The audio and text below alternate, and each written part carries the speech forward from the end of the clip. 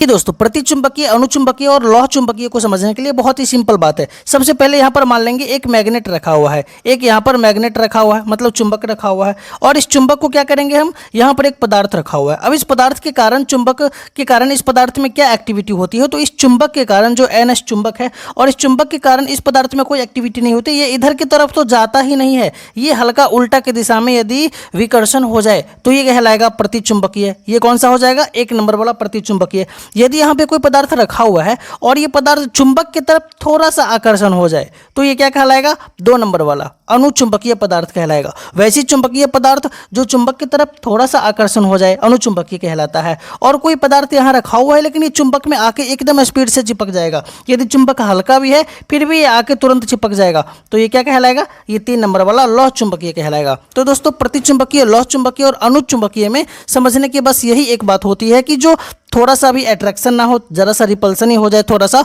उसको हम लोग प्रतिचुंबकीय कहेंगे। और बात जब आ जाएगी थोड़ा सा इधर मूवमेंट हो रहा है तो वो अणुचुंबकीय हो जाएगा, और पूरा मूवमेंट होकर यदि चुंबक में चिपक जाए बहुत तेजी से तो वो क्या हो जाएगा, लौह चुंबकीय हो जाएगा। इसी से रिलेटेड हम लोग आज बहुत सारे क्वेश्चंस को देखेंगे। तो स्वागत है दोस्तों हमारे चैनल में। 8 के तौर पर आ गए हैं टॉप 25 क्वेश्चंस को लेके, वो भी विद्युत धारा और चुंबकत्व से रिलेटेड क्वेश्चंस को लेके। इफ आप मेरे पिछले वीडियो को नहीं देख पाए हैं तो सेट 1 से लेके सेट 7 तक के सारे सेट को मैंने प्लेलिस्ट में डाल दिया है, आप नीचे के लिंक पे क्लिक करके पिछले सारे सेट का प्रैक्टिस कर सकते हैं। और चलिए शुरू करते हैं आज के सेट नंबर 8 को। आज का पहला क्वेश्चन है, एक इलेक्ट्रिक प्रेस में तापक तत्व आमतौर पर बनाया जाता है किस चीज़ का। दोस्तों इलेक्ट्रिक प्रेस जो होती है, जिसको हम लोग इलेक्ट्रिक आयरन कहते हैं, जो हम लोग कपड़े में देते हैं, तो उसके लिए दोस्तों वहाँ पे नाइक्रोम का यूज़ किया जाता है। आप देख सकते हैं ये हमारा आयरन है और यहाँ पे जो कॉइल बना होता है इसमें नाइक्रोम का तार लगा होता है, और ये नाइक्रोम क्या करती है, ये नाइक्रोम हीट हो जाती है। जब इधर से करंट देते हैं तो ये क्या करती है, हीट हो जाती है, और हीट होने के बाद हमारे कपड़े को प्रेस करती है। और ये नाइक्रोम किस किस का बना होता है, तो ये जो नाइक्रोम होती है ये निकेल और क्रोमियम का बना होता है, जिसमें 80% निकेल होती है और 20% क्रोमियम होती है। अक्सर क्वेश्चंस में ऐसा पूछा भी जाता है कि जो नाइक्रोम होती है वो किस चीज़ की बनी होती है, तो नाइक्रोम तो बना ही है, नाई मतलब NI और क्रोम का मतलब क्रोमियम, तो नाई क्रोमियम, तो इसीलिए नाइक्रोम कहा जाता है। नाई से नाई निकेल हो जाएगा और क्रोम से क्या हो जाएगा, क्रोमियम हो जाएगा, जो कि 80% निकेल और 20% क्रोमियम होता है नाइक्रोम में। चलते हैं आज के अगले क्वेश्चंस पे। दोस्तों अगला पॉइंट है, इसका उपयोग हीटिंग एलिमेंट बनाने के लिए किया जाता है। मतलब कोई भी चीज़ को यदि गर्म करना हो तो हम वहाँ पे नाइक्रोम का ही यूज़ करेंगे। जैसे अभी आयरन में नाइक्रोम का यूज़ कर रहे थे। यदि बात आ जाए इलेक्ट्रिक केटल का, जिस पे हम लोग चाय बनाते हैं ना, इलेक्ट्रिक कोई भी सामान हो और उसको यदि गर्म करने की बात हो जाए तो हम लोग उसमें किसका यूज़ करेंगे, नाइक्रोम का यूज़ करेंगे। इलेक्ट्रिक जो चूल्हा होता है उस पर भी हम लोग किसका यूज़ करते हैं, नाइक्रोम के ही तार का यूज़ करते हैं। क्यों, क्योंकि वो गर्म हो जाती है और गर्म होने के बाद क्या करती है, वो हीट जनरेट करती है, जिससे हम लोग खाना पका सकते हैं। तो इलेक्ट्रिक कोई भी सामान हो यदि उसको हीटिंग करने की बात आ रही है तो उसका हम लोग आंसर क्या करेंगे, नाइक्रोम करेंगे, क्योंकि उसके हीट से हम लोग ही क्या करते हैं, एनर्जी को लेते हैं। तो आज का अगला क्वेश्चन है, मैगर का उपयोग कहाँ किया जाता है। दोस्तों जो मैगर होती है इसका उपयोग हम लोग करते हैं कुचालक के प्रतिरोध की जांच करने के लिए। जो कुचालक होती है, इंसुलेटर जिसको कहते हैं, जिससे करंट फ्लो नहीं हो सकती है। जैसे लकड़ी हो गया, इसके अंदर करंट फ्लो नहीं होगी, इसके अंदर कनेक्शन जोड़ देंगे ना फिर भी लकड़ी में करंट फ्लो नहीं होगी, तो इसके अंदर ये क्या है, कुचालक है, और इसमें बहुत ही ज़्यादा क्या है, रेसिस्टेंस है, प्रतिरोध है। जो कुचालक होती है उसमें बहुत प्रतिरोध होता है, तो प्रतिरोध होने के कारण इसके प्रतिरोध को जांच हम लोग किससे करते हैं, मैगर से करते हैं। तो कोई भी कुचालक वस्तु का जो प्रतिरोध है उसका हम लोग मैगर से क्या करते हैं, मापते हैं। चलिए चलते हैं आज के अगले क्वेश्चन पे। अगला क्वेश्चन से दोस्तों, ऑटो ट्रांसफार्मर में केवल कितनी बाइंडिंग की होती है। जो ऑटो ट्रांसफार्मर होती है, ऐसे हम लोग जानते हैं कि ट्रांसफार्मर जो होती है ना उसमें 2 वाइंडिंग की होती है, एक इधर से किया होता है और एक इधर से किया होता है। यहाँ से हो जाता है उपचाई या अपचाई ट्रांसफार्मर। लेकिन बात आती है ऑटो ट्रांसफार्मर की, तो यहाँ पर केवल एक बाइंडिंग किया जाता है। आप देख सकते हैं एक ही बाइंडिंग किया हुआ, और इसी बाइंडिंग में क्या है, इधर से प्राइमरी साइड है और इधर से आउटपुट लगा देते हैं, जो कि सेकेंडरी साइड हो जाती है, और ये हमारा इनपुट कहलाती है और ये आउटपुट कहलाती है। तो एक ही बाइंडिंग यदि किया जाए तो हम लोग उसको क्या बोलेंगे, ऑटो ट्रांसफार्मर बोलेंगे। और जो दूसरी बाइंडिंग, दोनों बाइंडिंग यहाँ पे होती है तो हम लोग क्या कहेंगे, इसको सेकेंडरी ट्रांसफार्मर कहेंगे। और ये ट्रांसफार्मर का यूज बहुत ही ज़्यादा होता है। ट्रांसफार्मर क्या काम करता है दोस्तों, ट्रांसफार्मर करता है उच्च AC जो होती है उसको निम्न AC में बदलता है। निम्न एसी में, जैसे हमारा जो करंट होता है ना, गांव में देखते हैं ना कि ट्रांसफार्मर लगा रहता है, ट्रांसफार्मर उड़ जाए, ट्रांसफार्मर फ्यूज हो जाए तो हमारे गांव में क्या होती है, बिजली नहीं आती है। तो ट्रांसफार्मर का मतलब ही समझ सकते हैं, वो क्या करता है, वो करंट को कम करता है। जो हाई होता है ना, जैसे वहाँ पर कितना आता है, 25,000 वोल्ट का रहता है, और 25,000 वोल्ट को हमारे घर पे कितना में भेजता है, 220 वोल्ट का भेज देता है। तो ये ट्रांसफार्मर क्या करती है, यहाँ पे कम करती है वोल्टेज को। तो जो ट्रांसफार्मर होती है ये उच्च एसी को निम्न एसी में बदल देती है, निम्न एसी में, या फिर निम्न एसी को भी उच्च एसी में बदल देगी। ये काम किसका होता है, ट्रांसफार्मर का होता है। चलिए चलते हैं आज के अगले क्वेश्चन पे। अगला क्वेश्चन है, जब एक अर्धचालक को गर्म किया जाता है तो इसकी चालकता क्या होती है। दोस्तों जब एक अर्धचालक को गर्म करेंगे, अर्धचालक मतलब सेमीकंडक्टर, सेमीकंडक्टर कहने का मतलब जैसे सिलिकॉन हो गया। अब देख लीजिए जो सौर सेल में यूज़ किया जाता है, इसमें भी क्या होती है, सेमीकंडक्टर का यूज़ किया जाता है।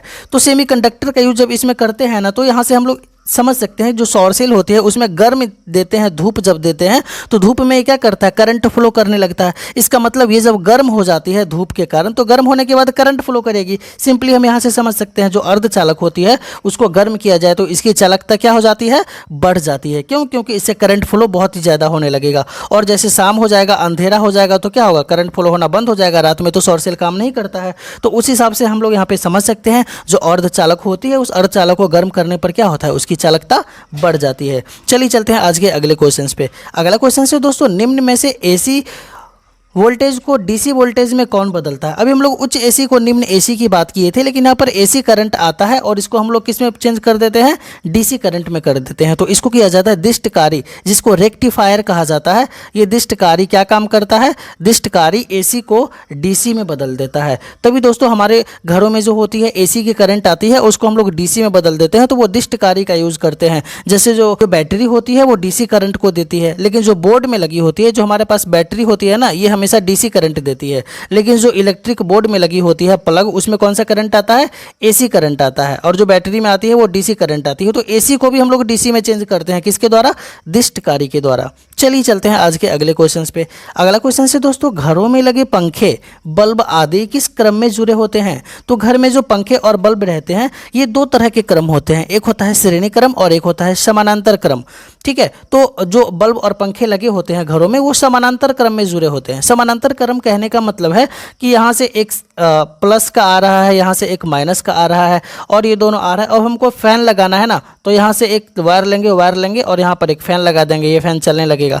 और यदि बल्ब लगाना है फिर एक प्लस का लेंगे, माइनस का लेंगे और यहाँ पर एक बल्ब लगा देंगे, तो बल्ब लगाने पे बल्ब जलने लगेगा। तो क्या होती है कि प्लस और माइनस एक एकदम स्टार्टिंग से लास्ट तक चला जाएगा। और यदि इसका कनेक्शन करके हम लोग समानांतर क्रम में जोड़ते हैं तो क्या होती है, घर में बल्ब और पंखे अच्छे रूप से चल पाते हैं। इसके अलावा दोस्तों जो स्ट्रीट लाइट होती है, जो रोड के साइड में लगा होता है, या फिर सड़कों गलियारों में प्रकाश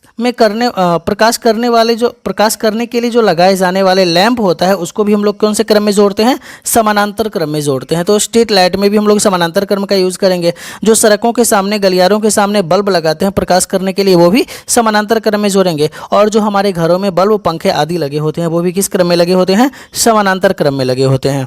ठीक है, चलिए चलते हैं आज के अगले क्वेश्चन पे। अगला क्वेश्चन से दोस्तों, फ्यूज वायर में होना चाहिए क्या चीज़। दोस्तों ये जो फ्यूज वायर होती है ना, इस फ्यूज वायर का हमेशा से प्रतिरोध उच्च होना चाहिए और गलनांक क्या होना चाहिए, कम होना चाहिए। प्रतिरोध होने का मतलब है कि वो करंट को फ्लो करेगा और गर्म हो जाएगा, और गलनांक यदि कम रहेगा तो वो क्या करेगा, जल्द ही टूट जाएगा। दोस्तों हमारे जो बोर्ड होती है, इस बोर्ड में भी एक तरफ इंडिकेटर बल्ब लगा होता है तो एक तरफ फ्यूज लगा होता है। इस फ्यूज में क्या होता है, ऐसे करके कनेक्शन है और बीच में हम लोग बाहर से एक वायर को यहाँ पे लाके जोड़ देते हैं और ये हमारा फ्यूज का काम करता है। तो इस फ्यूज का गलनांक कम होना चाहिए और प्रतिरोध उच्च होना चाहिए। गलनांक, प्रतिरोध उच्च रहने का मतलब है कि ये गर्म हो जाएगा और गलनांक जो है वो कम रहेगा, ताकि ये कम गर्म होगा और ये टूट जाएगा। इसका कहने का मतलब है कि ये बोर्ड को हमारा सेफ रखता है और जब भी उधर से हाई वोल्टेज की करंट आती है तो हमारा सामान, इलेक्ट्रिक जितना भी सामान लगा हुआ है, एसी, फ्रिज, कूलर, टीवी, तो ये सब डैमेज ना हो इसके लिए क्या होता है, ये फ्यूज ही टूट जाएगा और कनेक्शन को बंद कर देगा। तो ये हमारा वायर जो फ्यूज है उसका काम होता है और उसके लिए गलनांक क्या होनी चाहिए,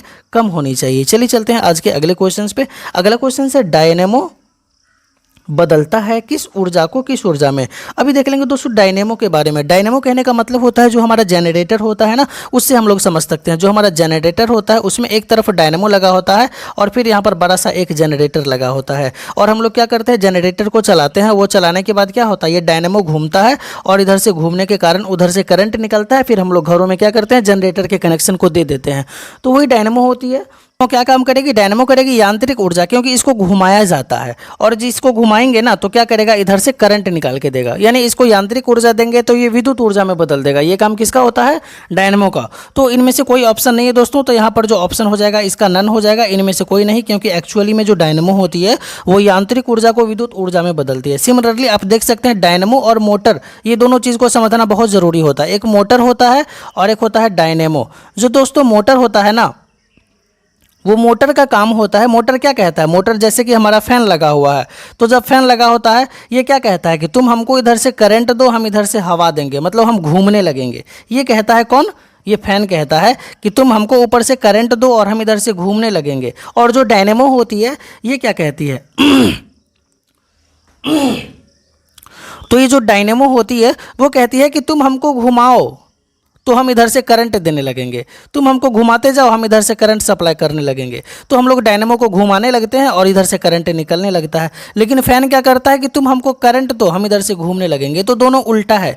ये करता है विद्युत ऊर्जा को यांत्रिक ऊर्जा में चेंज कर देता है, और जो डायनेमो होती है ये क्या करती है, ये यांत्रिक ऊर्जा को क्या करती है, विद्युत ऊर्जा में चेंज कर देती है। ठीक है, ये दोनों हमेशा एक दूसरे का उल्टा होता है, दोनों को हम ऐसे समझ सकते हैं। तो चलिए चलते हैं आज के अगले क्वेश्चन पे। अगला क्वेश्चन है विद्युत चुंबकीय फ्लक्स का एसआई मात्रक क्या होता है। दोस्तों जो चुंबकीय फ्लक्स होता है उसका एसआई मात्रक क्या होता है, वेबर होता है, हम लोग याद रख सकते हैं। और आज का अगला क्वेश्चन है किसी दिए गए धातु की तार की विद्युतीय प्रतिरोधकता किस पर निर्भर करता है। दोस्तों ये बहुत ही ज़्यादा इंपॉर्टेंट क्वेश्चन है और कन्फ्यूजन से क्रिएट और कन्फ्यूजन वाली क्वेश्चन है। आप देख सकते हैं जो विद्युत धातु होती है, इस धातु का जो तार होता है उसका विद्युत प्रतिरोधकता जो होती है ना, वो उसकी लंबाई पर निर्भर करती है, उसके अनुप्रस्थ काट के क्षेत्रफल पर निर्भर करती है, उसकी आकृति पर या फिर उसके पदार्थ की प्रकृति पर। तो दोस्तों इसका आंसर हो जाएगा उसके पदार्थ की प्रकृति पर, क्योंकि यहाँ पे किसकी बात हो रही है, विद्युत प्रतिरोधकता की बात हो रही है। जो विद्युत प्रतिरोधकता होती है वो उसके पदार्थ की प्रकृति पर निर्भर करेगा, लेकिन जो उसका प्रतिरोध होता है, जैसे हम लोग अगले क्वेश्चंस में देखेंगे। अभी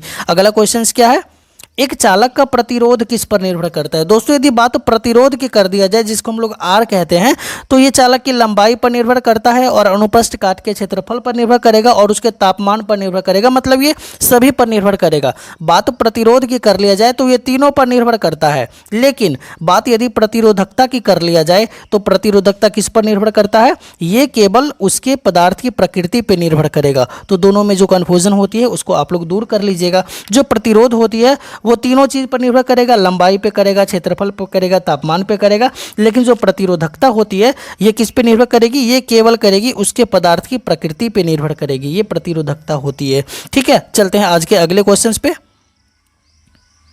चलिए दोस्तों आज का अगला क्वेश्चन है कौन सा सर्वाधिक विद्युत ऋणात्मक तत्व होता है। जो विद्युत ऋणात्मक तत्व होता है वो हमारा कौन सा होता है, फ्लोरीन होता है। फ्लोरीन जो होती है ये हमेशा क्या होती है, बहुत ही ज़्यादा विद्युत ऋणात्मक तत्व होती है। और बात यदि विद्युत धनात्मक की कर लिया जाए तो हमारा जो सीजियम है ना, ये सीजियम विद्युत धनात्मक तत्व होती है, लेकिन सीजियम की तुलना में फ्रांसियम एक अधिक विद्युत धनात्मक तत्व है, लेकिन यह स्थिर नहीं रहता है। फ्रांसियम जो होता है ना ये भी विद्युत धनात्मक सबसे ज़्यादा है, लेकिन ये स्थिर रहेगा ही नहीं। तो जब स्थिर नहीं रहेगा तो हम लोग क्या करेंगे, सीजियम को ले लेंगे और ये सबसे धनात्मक तत्व हो जाएगा। और बात ऋणात्मक की आएगी तो फ्लोरीन हमेशा क्या हो जाएगा, विद्युत ऋणात्मक तत्व हो जाएगा। और दोस्तों एक लाइन यहाँ पे इंपॉर्टेंट है, आवर्त सारणी में जितनी भी क्षार धातुएं हैं वो क्षार धातुएं सर्वाधिक विद्युत धनात्मक तत्व माना गया है। मतलब यदि पूछा जाए कि पीरियोडिक टेबल में सबसे विद्युत धनात्मक तत्व किसको कहा जाता है, तो क्षार धातुएं को कहा जाता है, जो कि आवर्त सारणी 1 में स्थित होती है, ये वर्ग में 1 में स्थित होती है। और ये क्या हो जाती है, जो क्षारीय धातु कहलाती है वो हमेशा क्या होती है, विद्युत धनात्मक होती है। और ऐसे पूछा जाए सबसे तत्व कौन सा है विद्युत धनात्मक, तो यहाँ पे हो जाएगा सीजियम। लेकिन बात कर लिया जाए ऋणात्मक का तो क्या हो जाएगा, फ्लोरीन, जो कि हम लोग अभी ऊपर देखे हैं। चलिए चलते हैं आज के अगले क्वेश्चंस पे। अगला क्वेश्चन से दोस्तों चुंबकीय क्षेत्र का मात्रक क्या होता है। जो चुंबकीय क्षेत्र होता है उसका ऐसा मात्रक क्या हो जाएगा, गॉस हो जाता है।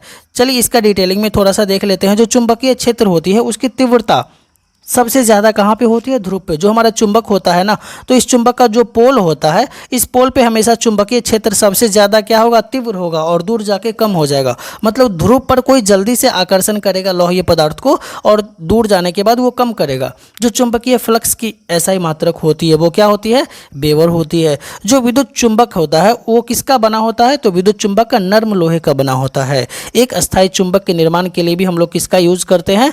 तो नर्म लोहा का ही यूज करते हैं। और अगला पॉइंट है, विद्युत धारा का चुंबकीय प्रभाव सर्वप्रथम किसने दिया था? तो दोस्तों विद्युत धारा का जो चुंबकीय प्रभाव है वो ऑर्स्टेड ने दिया था। ऑर्स्टेड दिए थे, इसके बाद फैराडे आ गए थे। तो हम लोग एक जब डिटेलिंग में देखेंगे तो इसके चैप्टर में अच्छे से देखेंगे। बाकी हम देख लें कि जो विद्युत धारा होती है उसका चुंबकीय प्रभाव सर्वप्रथम किसने दिया? ऑर्स्टेड ने दिया है। ठीक है, चलते हैं आज के अगले क्वेश्चंस पे। अगला क्वेश्चन है दोस्तों, जो विद्युत विभवांतर होती है मापने के लिए किस यंत्र का प्रयोग किया जाता है? दोस्तों जो विभवांतर होती है जिसको हम लोग वोल्टेज कहते हैं, इसको मापने के लिए हम लोग किसका प्रयोग करते हैं? वोल्टमीटर का प्रयोग करते हैं। जो वोल्टमीटर होती है उससे हम लोग विभवांतर को मापते हैं। तो फिर आमीटर से क्या मापते हैं? दोस्तों आमीटर से हम लोग क्या मापते हैं? विद्युत धारा का मापन करते हैं आमीटर के द्वारा। आमीटर जो होती है उससे हम लोग विद्युत धारा इलेक्ट्रिक करंट की माप करते हैं। और जो वोल्टमीटर होती है इससे हम लोग क्या मापते हैं? वोल्टेज मापते हैं, विद्युत विभव को मापते हैं या फिर विभवांतर को मापते हैं। फिर गैल्वेनोमीटर से क्या मापते हैं? तो दोस्तों जो सूक्ष्म धारा होती है उसको गैल्वेनोमीटर से मापते हैं। गैल्वेनोमीटर केवल एक मीटर होता है और यह केवल क्या करता है? ये केवल करंट के फ्लो को बताता है। जैसे ये हमारा गैल्वेनोमीटर है ना, और यहाँ पे एक रखा हुआ है कांटा। अब क्या करेंगे, इधर से यदि करंट इधर फ्लो होगा ना तो ये केवल एक बार विक्षेपण होकर वापस चला जाएगा और यहाँ पर बतला देगा कि करंट है। यदि करंट फ्लो हुआ तो ये एक बार हिल जाएगा तो पता चलेगा वो गैल्वेनोमीटर है और करंट इधर फ्लो किया है। तो इसके लिए हम लोग गैल्वेनोमीटर का यूज करते हैं। जो लेकिन कितना एम्पियर का करंट जा रहा है उसके लिए हम लोग किसका यूज करेंगे? तो हम लोग आमीटर का यूज करेंगे। किसका यूज करेंगे? आमीटर का। जब विद्युत धारा की बात कर जाए केवल जांचने के लिए कि फ्लो हुआ या नहीं तो गैल्वेनोमीटर का यूज करते हैं। अब कितना एम्पियर का हुआ उसके रीडिंग के लिए हम लोग किसका यूज करते हैं? आमीटर का यूज करते हैं। लेकिन जब बात आ जाए वोल्टेज के लिए तो वोल्टेज में किसका यूज करते हैं? तो वोल्टमीटर का यूज करते हैं। ठीक है दोस्तों, क्लियर हो गई? चलिए चलते हैं आज के अगले क्वेश्चन पे। अगला क्वेश्चन है, आज का अगला क्वेश्चन है, डैश के अलावा अधातु में विद्युत की कुचालक होती है। वैसे तो सारी अधातु जो होती है ना वो विद्युत की कुचालक होती है। जब आप पढ़ेंगे ना धातु अधातु में अंतर, तो जितनी भी अधातुएं होती है, अधातुएं जो होती है ये अधातुएं क्या होती है? विद्युत की कुचालक होती है। मतलब इससे करंट नहीं जाएगा। लेकिन केवल एक होती है जो विद्युत की सुचालक होती है। वो कौन सी अधातु होती है? वो ग्रेफाइट होती है। जो ग्रेफाइट होती है दोस्तों ये अधातु है लेकिन इसमें करंट फ्लो कर जाएगा। बाकी इसके अलावा जितनी भी अधातुएं होती है ये सब विद्युत की क्या होती है? कुचालक होती है। चलिए चलते हैं आज के अगले क्वेश्चंस पे। अगला है फ्लोरोसेंट। जो फ्लोरोसेंट ट्यूब होती है, फ्लोरोसेंट ट्यूब प्रदीप्त बल्ब में कौन सी गैस भरी जाती है? दोस्तों जो प्रदीप्त बल्ब होती है उसमें हमेशा मरकरी और नियॉन का यूज किया जाता है। तो हम लोग क्या याद रखेंगे? मरकरी और नियॉन का यूज कहाँ किया जाता है? फ्लोरोसेंट ट्यूब में इसका यूज किया जाता है। इसी तरह इसका अगला क्वेश्चन है, अगला पॉइंट है दोस्तों, सामान्यतः ट्यूबलाइट में कौन सी गैस भरी जाती है? तो बात ट्यूबलाइट की कर लिया जाए तो आर्गन और मरकरी भरी जाती है। वहीं विद्युत बल्ब में कौन सा गैस भरा जाता है? आर्गन या फिर निष्क्रिय गैस भरा जाता है। ये ट्यूबलाइट होती है और ये जो विद्युत बल्ब होती है, कहने का मतलब हमारे रूम में जो 100 वाट का एक बल्ब लगा होता है ना, जो पहले यूज़ करते थे, जो बहुत ही ज़्यादा लाइट देता था, तो इसमें भी कौन सा यूज़ करते थे हम लोग? गैस का यूज़ करते थे। तो इसमें भी हम लोग यूज़ करते थे निष्क्रिय गैस का यूज़ करते थे। लेकिन जब बात आ जाए इसकी फ्लोरोसेंट ट्यूब की तो हम लोग फ्लोरोसेंट ट्यूब में किसका यूज़ करेंगे? मरकरी और नियॉन का यूज़ करेंगे। चलिए चलते हैं आज के अगले क्वेश्चन पे। अगला क्वेश्चन है, विद्युत बल्ब का फिलामेंट टंगस्टन का क्यों बनाया जाता है? तो पहले सबसे पहले ये समझ लेंगे जो दोस्तों विद्युत बल्ब होती है उस विद्युत बल्ब का फिलामेंट किसका बना होता है? टंगस्टन का बना होता है। जो हम लोग घर में बल्ब यूज करते हैं 100 वाट का, जैसे इस टाइप का बल्ब होता है, यहाँ पे 2 पिन लगा होता है और ये बल्ब ऐसे करके बना होता है जिसमें यहाँ पर फिलामेंट होता है। तो ये जो फिलामेंट होती है ये टंगस्टन की बनी होती है। सबसे पहला क्वेश्चन। दूसरी बात, टंगस्टन का इसलिए बना होता है क्योंकि इसकी प्रतिरोधकता और गलनांक क्या होती है? उच्च होती है। मतलब ये कितनी भी हीट दे दे जल्दी ये नहीं पिघलेगी। तो कंपैरिजन में जल्दी ना पिघलेगी तो ज़्यादा देर तक ही हमको लाइट दे पाएगी और गर्म होने के बाद भी लाइट देते रहेगी। इसका प्रतिरोधकता भी क्या होती है? उच्च होती है। और इसका गलनांक भी क्या होता है? उच्च होता है। तो विद्युत बल्ब का फिलामेंट जो टंगस्टन का बना होता है इसका प्रतिरोधकता और गलनांक दोनों क्या होती है? उच्च होती है। चलिए चलते हैं आज के अगले पॉइंट पे। अगला क्वेश्चन है दोस्तों, निम्नलिखित पदार्थों में से कौन सा एक लौह चुंबकीय पदार्थ है। लौह चुंबकीय कहने का मतलब अभी हम लोग स्टार्टिंग में भी डिस्कशन किए थे, आपको अभी भी बतला दो, जो लौह चुंबकीय होती है ये हल्का भी चुंबक का एरिया मिल जाए तो वहाँ पे जल्दी से अट्रैक्शन करके उसमें चिपक जाएगा। तो हमारा जो लोहा होती है या फिर निकेल होती है, ये निकल क्या होती है, लौह चुंबकीय पदार्थ होती है। लेकिन जो लकड़ी होती है ये तो चुंबक से कोई फर्क ही नहीं पड़ेगा, ये जरा सा दूर भाग जाएगा लेकिन तन को पास नहीं आएगा, तो ये क्या होती है, प्रतिचुंबकीय पदार्थ होती है। चलिए नीचे से हम डिटेल में देख लेते हैं एक बार। जो प्रतिचुंबकीय पदार्थ होती है वे शक्तिशाली चुंबक द्वारा हल्का सा प्रतिकर्षित होती है। मतलब जो चुंबक है ना, शक्तिशाली चुंबक दे देंगे ना, एक ही बहुत ही पावर का यदि हम चुंबक यहाँ लगा दिए, फिर भी ये क्या करेगी, हल्की सी ये जो जितनी पदार्थ है, बिस्मथ, फास्फोरस, एंटीमनी, पारा या फिर हवा, ये सब हल्की सी क्या करेगी, प्रतिकर्षित करेगी। मतलब यहाँ पे रख देंगे तो हल्का दूरे भाग जाएगा लेकिन पास नहीं आएगा, उसको हम लोग प्रतिचुंबकीय कहेंगे। जबकि ये बहुत ही हाई पावर का चुंबक है, हाई पावर में भी ये हल्का दूर भाग जाएगा लेकिन पास नहीं आएगा। पर बात कर लिया जाए यदि अणुचुंबकीय की, तो अणुचुंबकीय में जब हल्का सा आकर्षित होगा वो भी शक्तिशाली चुंबक के द्वारा। यहाँ पे हाई पावर का यदि हम चुंबक रख देंगे ना, फिर भी ये क्या करेगा, हल्का सा इधर आकर्षित हो जाएगा, वो सारा पदार्थ क्या कहलाएगा, अणुचुंबकीय। और जरा सा खाली दूरे भाग जाएगा, पास नहीं आएगा, तो क्या कहेंगे, प्रतिचुंबकीय, जो कि ऊपर में हम लोग देखे हैं। तो मैग्नीज, प्लेटिनम, सोडियम और एल्यूमिनियम ये सब जो है अणुचुंबकीय है। और वो सब यदि यहाँ पर रख देंगे ना, एल्यूमिनियम को रख देंगे या फिर मैग्नीज को रख देंगे या फिर प्लेटिनम को रख देंगे, ये सब थोड़ा सा इधर आकर्षण ले लेगा इसके तरफ, वो अणुचुंबकीय होता है। लेकिन जब बात प्रतिचुंबकीय की कर लें तो प्रतिचुंबकीय किसको कहते हैं, प्रतिचुंबकीय दोस्तों ये पदार्थ कम शक्तिशाली चुंबक द्वारा भी आकर्षित हो जाता है। यदि लो पावर का भी यहाँ पर चुंबक रख दिए ना, NS लो पावर का भी रख दिए जिसमें एक नॉर्थ पोल साउथ पोल लगा हुआ है, तो कोई यहाँ पर लोहा ऐसा पदार्थ है ना कि ये तुरंत इसमें चिपक जाएगा। मतलब हल्का फुल्का भी यदि चुंबकीय क्षेत्र हो तो ये सटाक से इसमें चिपक जाएगा, तो ये क्या कहलाता है, हमारा लौह चुंबकीय पदार्थ कहलाता है। और लौह चुंबकीय में हो गया जैसे लोहा, इस्पात, निकेल, कोबाल्ट, ये सब क्या हो जाएगा, ये सब हो जाएगा लोहा, निकेल, कोबाल्ट, ये सब क्या हो जाएगा, ये सब हो जाएगा लौह चुंबकीय, क्योंकि ये सब हल्का फुल्का चुंबक मिले ना, सटाक से चिपक जाएगा। लेकिन यदि बात कर लिया जाए कि हल्का फुल्का चुंबक नहीं, हाई क्वालिटी का चुंबक यदि मिले फिर भी ये दूर भाग जाएगा, तो वो कहलाएगा प्रतिचुंबकीय। और हाई चुंबक मिलने के बाद भी थोड़ा सा इसके तरफ केवल विक्षेपित हो जाएगा, इसके तरफ आ जाएगा हल्का सा, तो ये क्या कहलाएगा, अणुचुंबकीय। और सटाक से चिपक जाए तुरंत में तो वो क्या कहलाएगा, लौह चुंबकीय। दोस्तों आशा करते हैं आपका ये कन्फ्यूजन दूर हो गया होगा। चलिए चलते हैं आज के अगले क्वेश्चन पे। अगला क्वेश्चन से दोस्तों, जो वोल्ट मीटर होती है, वोल्ट मीटर को किस क्रम में लगाया जाता है। अभी हम लोग पढ़े हैं जो वोल्ट मीटर होती है, इसको हम लोग वोल्टेज को नापने के लिए यूज करते हैं। जो ये होती है ना वोल्टेज को मापने के लिए, तो हम लोग इसको हमेशा समानांतर क्रम में लगाते हैं। किस क्रम में लगाते हैं, समानांतर क्रम में। इसका आंसर हो जाएगा समानांतर क्रम में। पर बात जब एमीटर की आ जाए, आमीटर से हम लोग विद्युत धारा को मापते हैं, तो इस आमीटर आ जाए, इसको हम लोग लगाते हैं श्रेणी क्रम में। जो आमीटर होती है इसको हम लोग कौन से क्रम में लगाते हैं, श्रेणी क्रम में। लेकिन जब बात वोल्टमीटर की आती है तो वोल्टमीटर को कौन से क्रम में जोड़ा जाता है, समानांतर क्रम में जोड़ा जाता है। क्योंकि जो वोल्टेज होती है वो दोनों बिंदु के बीच की निकालनी होती है, तो हम जब समानांतर क्रम में जोड़ेंगे तभी ये दोनों बिंदु के बीच की वोल्टेज को हम लोग निकाल पाएंगे। चलते हैं आज के अगले क्वेश्चन पे। अगला क्वेश्चन से, शुष्क सेल किस तरह कार्य करता है। दोस्तों जो शुष्क सेल होती है वो प्राइमरी सेल की तरह कार्य करती है। प्राइमरी सेल कहने का मतलब ऐसा सेल जिसको हम चार्ज नहीं कर सकते हैं। एक बार बैटरी खरीद लिए ना तो ये डाउन हो गया, डाउन होने के बाद हम लोग क्या करते हैं, जो निप्पो बैटरी होती है उसको हम लोग एक बार खरीदे, डाउन हो गया तो फेंक दिए, फिर दूसरा खरीदे, क्योंकि ये रिचार्जेबल नहीं है, इसको हम दोबारा चार्ज नहीं कर सकते हैं। तो प्राइमरी सेल का मतलब हम इसको दोबारा चार्ज नहीं करेंगे। और शुष्क सेल किस तरह का कार्य करता है, तो ये हमेशा प्राइमरी सेल का कार्य करता है। चलते हैं आज के अगले क्वेश्चंस पे।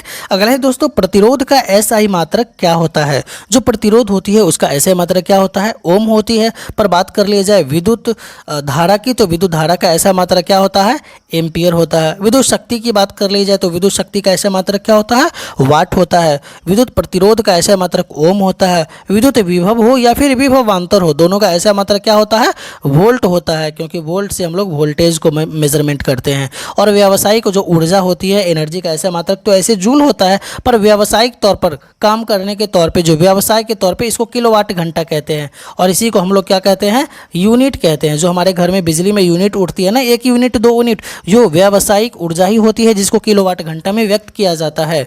चलिए चलते हैं आज के अगले क्वेश्चन पे। अगला क्वेश्चन है दोस्तों, ओम के नियम किसका मान अचर रखा जाता है। जो ओम के नियम होती है उसमें किसका मान हम लोग अचर रखते हैं, तो ओम का नियम ही कहता है अचर ताप पर, जो वहाँ पे ताप है ना वो कांस्टेंट रखा जाता है। टेम्परेचर को हमेशा क्या रखा जाता है, कांस्टेंट रखा जाएगा, क्योंकि अचार तप पर ही उसमें जो प्रवाहित विद्युत धारा होती है वो दोनों सिरों के बीच आरोपित विभवांतर के समानुपाती होता है। जो भी होता है वो आई के समानुपाती बन जाता है। जो वोल्टेज होता है वो उतना देंगे तो करंट उतना ही ज़्यादा फ्लो करेगा, और ये ओम का नियम है। लेकिन इसका यही शर्त है कि इसमें तापमान को क्या रखना चाहिए, अचर रखना चाहिए। तो आपसे यदि क्वेश्चंस आ जाए सामने में कि ओम के नियम में किसका मान अचर रखा जाता है, तो तापमान का मान क्या होती है, ओम के नियम में अचर रखा जाता है। और ओम के नियम से कौन सा फॉर्मूला निकल के बाहर आता है, तो V बराबर आई आर आता है। बहुत ही इंपॉर्टेंट फॉर्मूला है इलेक्ट्रिक चैप्टर का, V बराबर आई आर। यदि वोल्टेज दिया हुआ है, रेजिस्टेंस दिया हुआ है, तो हम लोग पता कर पाएंगे कि अंदर में कितना करंट फ्लो कर रहा है। तो ये V बराबर आई आर फॉर्मूला जो होती है ये ओम के नियम से दिया हुआ है। चलिए चलते हैं आज के अगले क्वेश्चन पे। अगला क्वेश्चन से दोस्तों, इलेक्ट्रॉन वोल्ट किसकी इकाई होती है। जो इलेक्ट्रॉन वोल्ट होती है ये होती है ऊर्जा की इकाई। जो एनर्जी होती है, विद्युत की एनर्जी होती है, उसको हम लोग इलेक्ट्रॉन वोल्ट से क्या करते हैं, सूचित करते हैं। वही जो होती है विभवांतर, ये किसकी इकाई होती है, विभवांतर की इकाई वोल्ट होती है। आवेश का क्या होता है, कूलम्ब होता है।